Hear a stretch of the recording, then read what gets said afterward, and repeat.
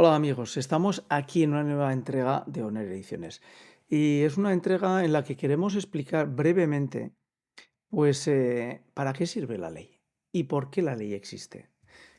Ustedes probablemente cuando me escuchen dirán, este hombre está un poco abducido por la majadería de hablar de una cuestión tan obvia. La ley existe porque es algo que tenemos que cumplir todos los ciudadanos que estamos en un país. Bien. Pero no les quiero hablar de lo que los ciudadanos entendemos de pagar impuestos, cumplir las normas de tráfico, etcétera. No estoy hablando de la ley como concepto político y como concepto jurídico que ayuda a las naciones, a las sociedades a desarrollarse. La ley es lo que permite regular la convivencia, eso lo tenemos todos muy claro.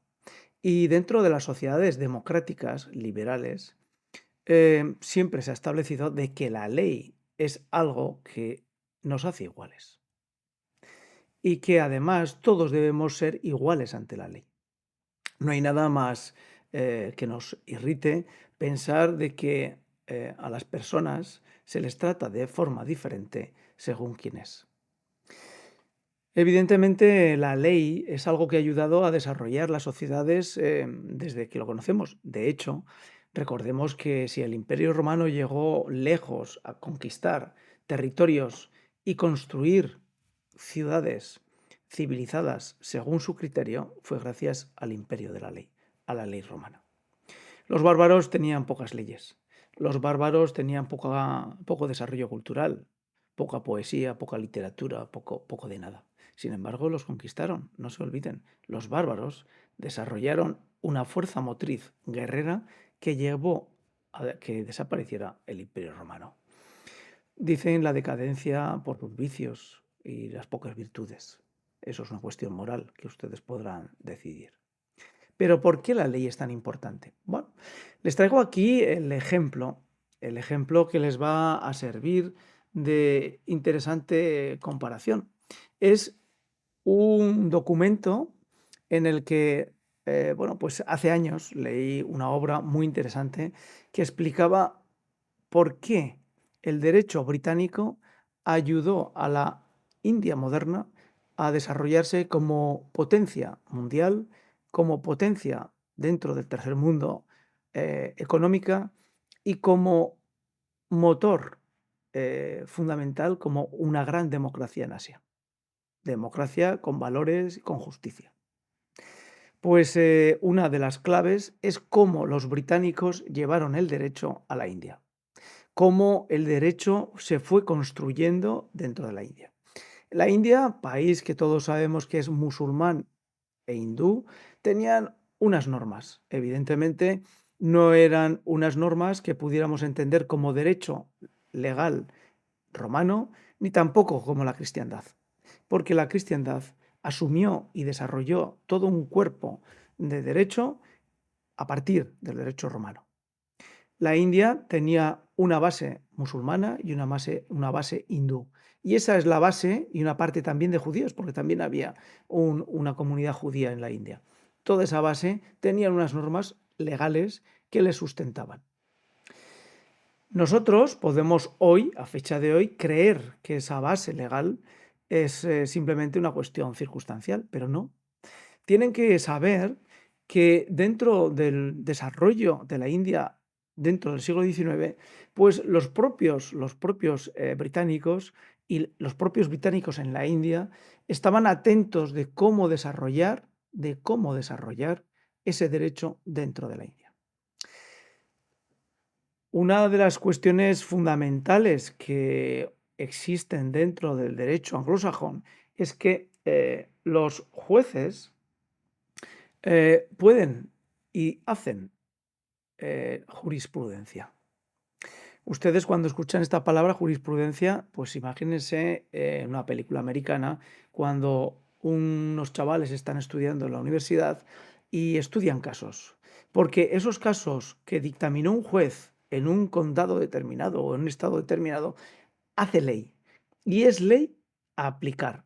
Y es ley que yo puedo llevar a otro juez para presentar mi caso e intentar defender a mi defendido. De tal manera que a lo largo del siglo XIX, finales fundamentalmente a partir de 1840 y pico, 50 y pico, pues en Estados Unidos estaban desarrollando corpus legal de manera que los propios hindús y los propios británicos estaban interesados en cómo ese derecho americano se estaba desarrollando para llevarlo y mejorar el derecho británico en la India y llevarlo, como digo, a la sociedad de la India.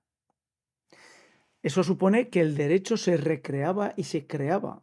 Eso, si lo comparamos con el derecho español, no tiene nada que ver. Continúo con el tema del derecho indio. El derecho indio llegó a tal forma que es la base fundamental para que Occidente haya tenido posibilidad de entender y entenderse con la India. Y que la India haya tenido capacidad, pese a ser de una cultura distinta y unas religiones distintas, con Occidente. Y eso se manifiesta en cuando uno llega a la India, ve un corpus legal que le protege como ciudadano extranjero en la India. Cosa que evidentemente en otros países que no tienen desarrollado el sistema legal anglosajón tal y como lo parieron los británicos dentro de la India, pues se nota y adolece.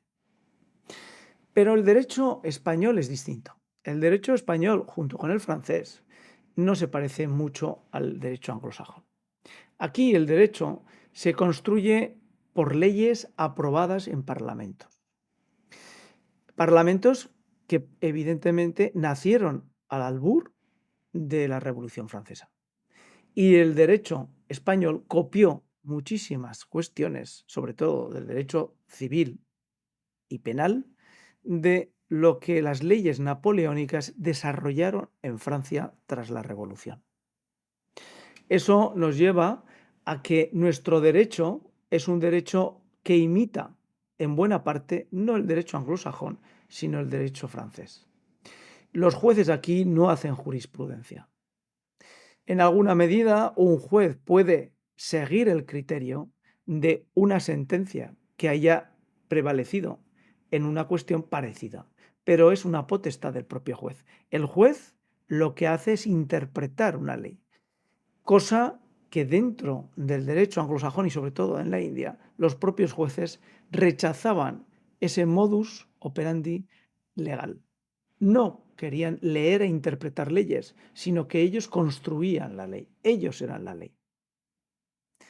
Eso, repetido aquí muchas veces, puede generar pavor y pánico, porque que los jueces hagan leyes y que construyan la ley, ¿ustedes imaginan los parlamentos hoy? Porque los parlamentos hoy en España, en este último periodo de los últimos 8 años, hemos visto cómo han ido decidiendo leyes que les beneficien ¿a quiénes? A los políticos. Han decidido leyes que les salvan de que si algún político existe que decide hacer cuestiones que no son muy legales, pues o cambiamos la ley y decimos que eso es legal, o cambiamos la pena, porque lo que es evidente que lo que está haciendo no se puede defender, pero la pena será menor. Eso se llama legislación positiva. Legislar positivamente es simplemente considerar la ley como una norma que yo la quito y yo la pongo. Y decido en cada momento lo que está bien o lo que está mal. Carece de valor el criterio anterior o la moral. Incluso los políticos actuales, en su Congreso, deciden cuál es la moral que los ciudadanos debemos tener. Y llega a tal punto que los políticos consideran que no pueden ser tratados como el resto. Consideran que el sistema legal no les puede afectar. Ustedes escuchen e interpreten lo que quiero decir. Seguimos en nuestro desarrollo. Cuando un juez se enfrenta a un caso, tiene varios procedimientos. Uno, leer la denuncia y ante esa denuncia, pues valorar si hay causa o no hay causa. No hay causa, lo archivo. Hay causa, continúo. Pero ese juez que está empezando a leer tu documento no es el que te va a juzgar, es el juez instructor. El juez instructor tiene la obligación en España de construir todo el legajo con las pruebas que en teoría otro juez va a juzgar. Y lo que pase de este primer juez instructor al segundo juez es lo que se va a juzgar. No se puede esperar a que el segundo juez, como en Estados Unidos, encuentre nuevas pruebas y haga de Iron Man buscando razones por las que ese encausado debe ser vuelto a juzgar dentro de la causa porque hay unas pruebas nuevas. ¿Les parece extraño? Pues no, así funciona el sistema judicial español. Juez instructor y luego el juez que decide sobre lo instruido. Por eso es tan importante que el juez instructor sea fiel reflejo de las situaciones. ¿Qué ocurre? Que evidentemente los jueces se convierten en auténticas maquinarias burocráticas de establecer pruebas legalmente establecidas, que están corroboradas y apoyadas por informes, por investigaciones de la policía o de la Guardia Civil o pruebas. Es decir, hace falta una persona que sea muy capaz para ir poco a poco hilvanando todas las pruebas. Con lo cual, primer paso, si yo soy político y no quiero que me juzguen, lo primero que tengo que hacer es eliminar el trabajo o hacerlo difícil o complicarlo para que el juez instructor no sea capaz de instruir el caso bien para que me juzguen otro juez con esas pruebas. Claro, evidentemente uno puede suponer que hay una presión hacia todos los demás de forma diferente. Porque si yo soy político, pues yo estoy en el Parlamento, yo estoy decidiendo las leyes. Yo puedo y tengo el poder de decidir qué leyes estás aplicando tú como juez instructor.